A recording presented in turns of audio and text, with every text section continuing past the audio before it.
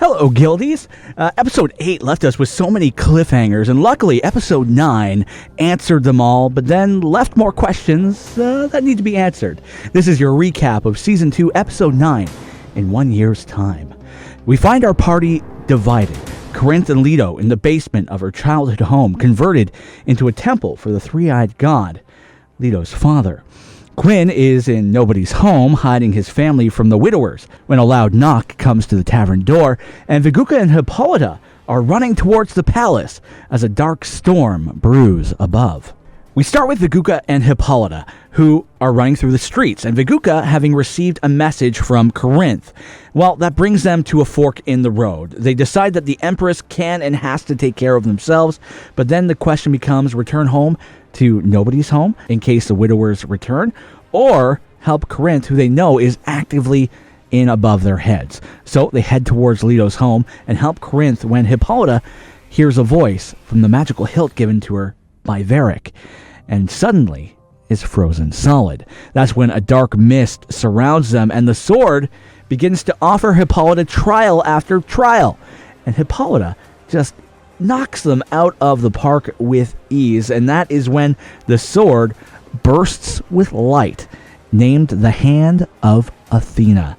As it bursts forth, initiative is rolled, and Viguka and Hippolyta are fallen on by a group of shadow-like beings who deal damage but also sap strength. Using Hippolyta's new sword and the last of their strength, they cut down the shadowy creatures, and that is when we swing over to Quinn, who finds himself in nobody's home, having just stored his mother and sister in the basement, when 4 men enter armed and ready for a fight. Little did they know that Kiara's brother was an AoE badass. Putting down Guardian of Faith, followed up by a spiritual guardian, Quinn covers themselves in a shell of magical damage. As he's attacked 4v1, a one-armed Varric hops down and unleashes attacks and takes some of the heat off of Quinn. They make quick work of 3 of the widowers, leaving one on the brink of death, bound and left for questioning in the basement of nobody's home. Part 3 of the split party, we find Leto now tailed and horned, an ash-white tiefling. Family held hostage by the three-eyed god, who is pretty intent on calling Leto daughter. We find out that the Empress was once in league with the three-eyed god, who offered up Leto's family in exchange for a little extension of life and power. Perhaps another reason they are collecting god crystals. Or maybe they just really like vases. Turns out the three-eyed god isn't that bad of a guy. He just wants somebody to take up the mantle when he's gone. You know, legacy fears are a real thing. Even the gods. Leto proposes 1 year, to get to know the world she is supposed to rule. She is then faced with an incredibly hard choice. Who does she leave as collateral while she explores the world? Her new friends, Corinth, Leto, Hippolyta, and Quinn? Or her family? She ultimately chooses her prison family, leaving her real fam to the three-eyed god, and I'm sure they'll have Taco Tuesdays and why is the floor made of Snake Fridays? It'll be fine. It'll be fine. They have 1 year. 1 year's time. 1 year to prepare. In a moment of hubris, however, the three-eyed god tells Leto her father should have aimed closer to the heart as he moves a plate and shows a wound.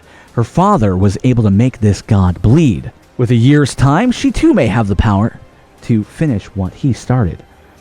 The party come together once more to nobody's home, where Leto shows the party her new form, getting nothing but love and support from Hippolyta, who tells her not to worry, and hearts are warmed as Greek salad lives on, baby. Meanwhile, Corinth gives a cold shoulder to Quinn for bringing this battle to his newfound establishment. Varric notices the beaming white blade in Hippolyta's hands and decides to go sulk in his room. That's when the girls go up to ask Varric if he knows what Leto is, and they find out 2 things. 1, Leto is a tiefling, and 2, that this sword has chosen Hippolyta as its new master, something that took Varric years.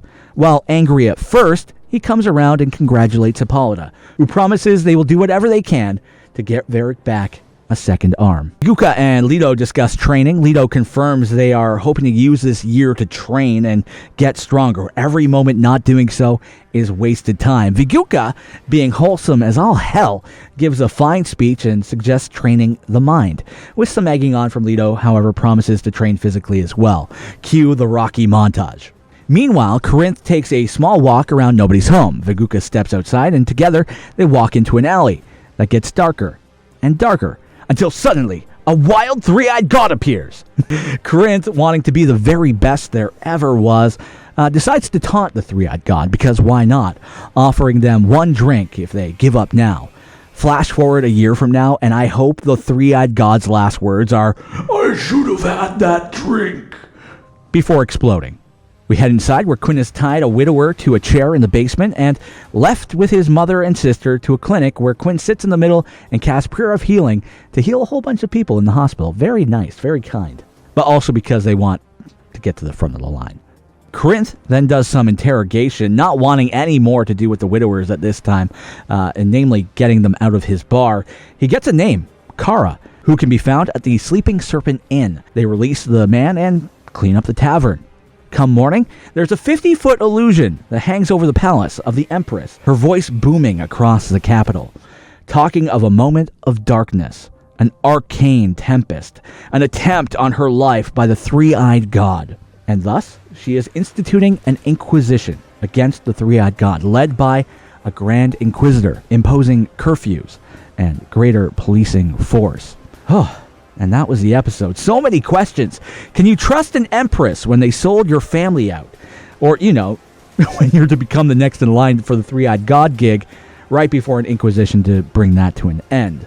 Can you be swinging the hand of Athena around your boyfriend who's all big sad that you're 300% cooler than him? What is the medical system like in this fantasy world? Is Quinn about to get hit with $1 million debt to the system? Or is it like Canada, and they take 3 years to solve the problem, but hey, it's free. What do you do when your government abuses their power and institutes a police state with curfews? Hey guys, this is supposed to be escapism, okay? Trying to get away from the real world. I would like to rage. And that, Guildies, is where we find ourselves on tonight's episode of Dirty 20. For full episodes, go to youtube.com/Kanoa Daddy, or join us live where you can influence the game at twitch.tv/Kanoa Daddy.